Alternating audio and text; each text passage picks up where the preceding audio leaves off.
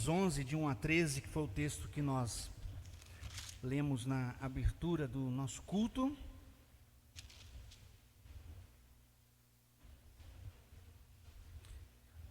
Vou repetir o texto. Diz assim a palavra do Senhor: certo dia, Jesus estava orando em determinado lugar. Tendo terminado, um dos seus discípulos lhe disse: Senhor, ensina-nos a orar, como João ensinou aos discípulos dele.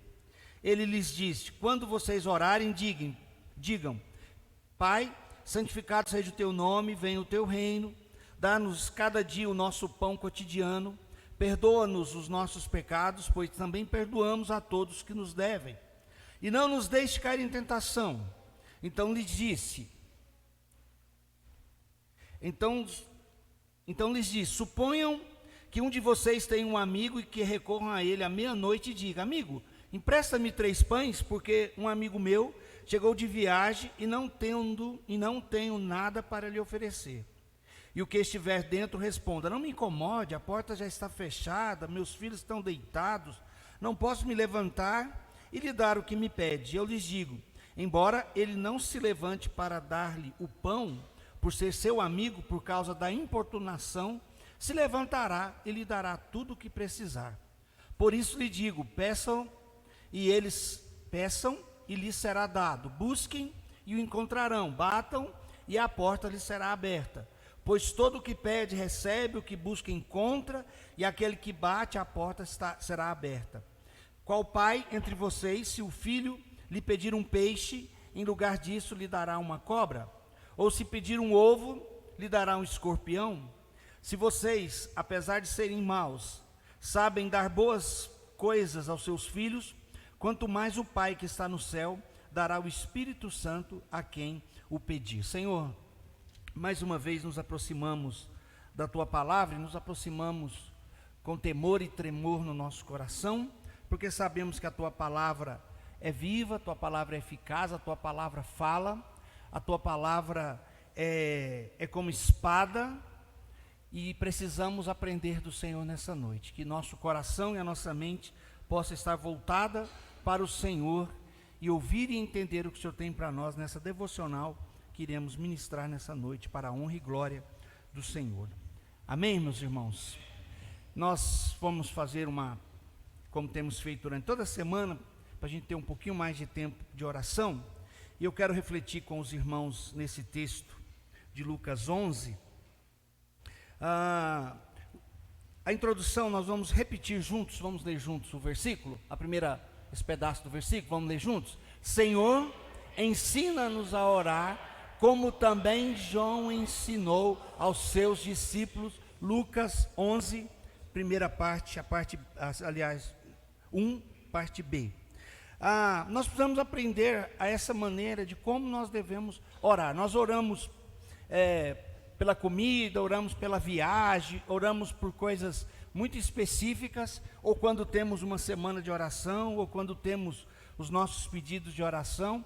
A gente entende que colocar os pedidos de oração lá no grupo das irmãs e no grupo da igreja é simplesmente para que nós lembremos desses pedidos de oração que nós temos a cada dia. Nós sabemos que todos oram, que todos estão em constante oração com o Senhor, mas nós colocamos as listas para nos ajudar, para nos fazer recordar desse momento que a gente precisa, olha, precisamos de orar por isso, precisamos de orar por aquilo, precisamos de interceder por essa questão.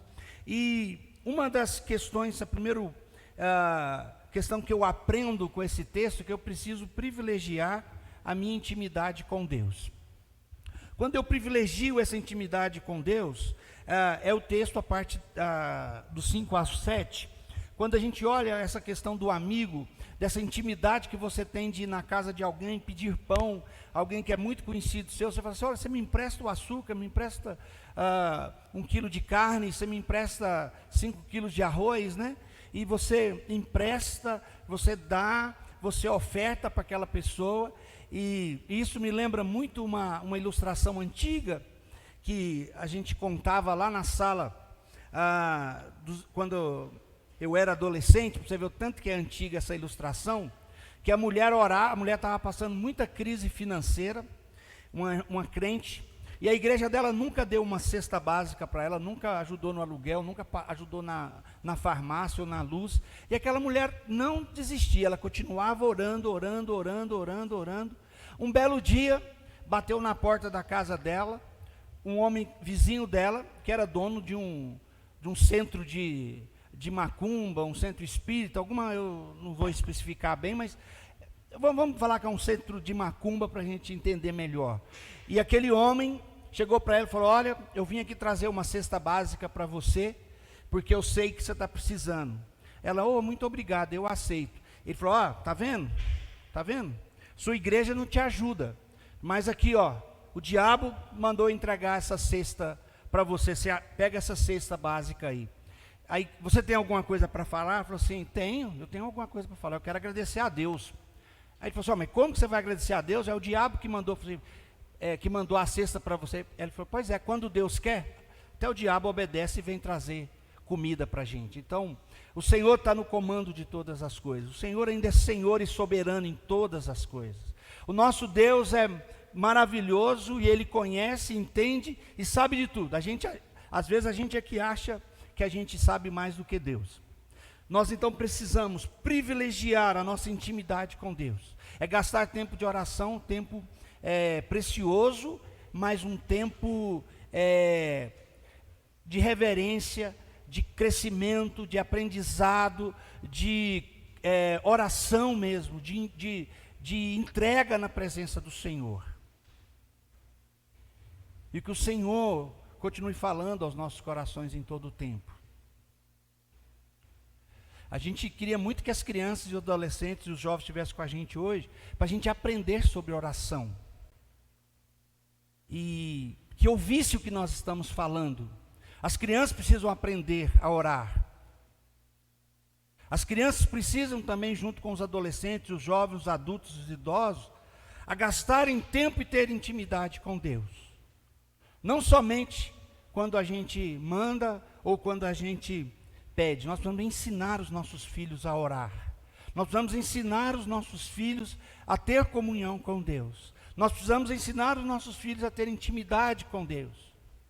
Se nós não ensinarmos nossos filhos, quando eles crescerem, eles não vão ter intimidade com Deus. Os nossos filhos são nosso reflexo, eles olham para nós, o que nós fazemos, eles fazem.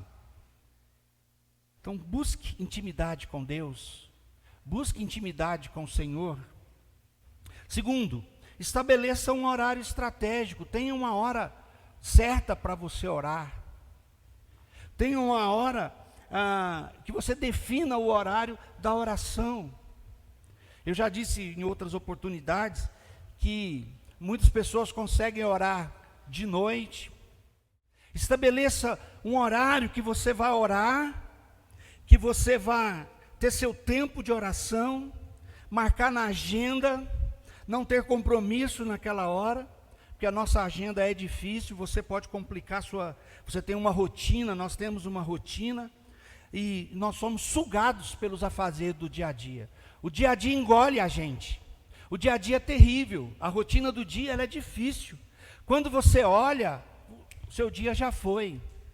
Quando você vê, principalmente as nossas irmãs, né, que elas conseguem fazer muitas coisas ao mesmo tempo, diferente do homem que não consegue, e a mulher então ela faz tantas coisas ao mesmo tempo, ela trabalha fora, ela trabalha em casa, ela comanda um monte de coisa e faz um monte de coisa. Então se você não tiver o horário certo seu de estudar, de orar, você não vai conseguir. O adolescente da mesma forma, o jovem da mesma forma, a criança, nós todos precisamos ter rotina para estabelecer o nosso horário, de um horário e ache o horário que é melhor para você. Tem gente que tem que ser de manhãzinha, tem gente que é na hora do almoço, tem gente que é de noite, tem gente que é de madrugada, não tem problema.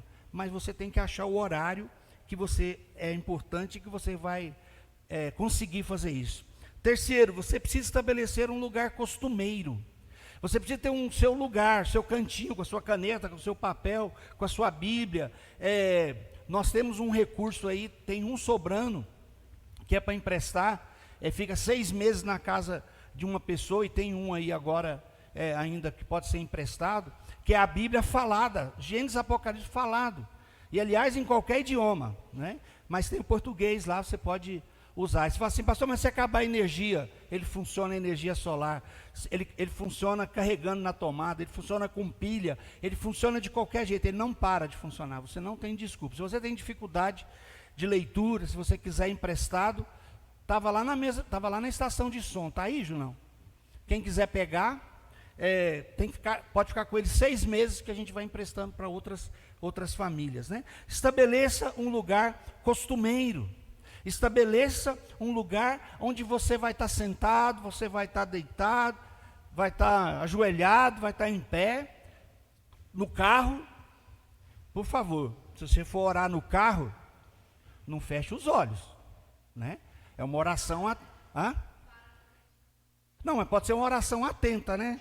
Mas não é aquela oração igual foi o quem que deu testemunho ontem foi o Everaldo? Quem foi do acidente que quase foi o Everaldo? Teve foi a Emiliana, né? Eu falei todo mundo, menos quem deu testemunho de verdade. A Emiliana deu testemunho. Não é naquele segundo que a gente grita, né? Ai, Senhor Jesus amado, né?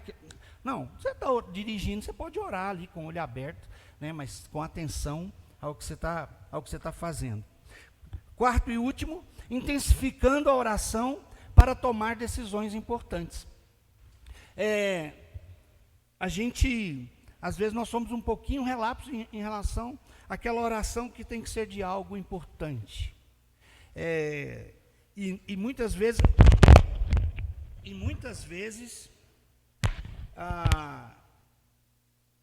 nós oramos por coisas genéricas e não especificamos o que nós queremos e podemos para tomar essas decisões importantes. Intensifique a sua oração, como temos intensificado nesses dias, em relação a Júlia e ao Bruno.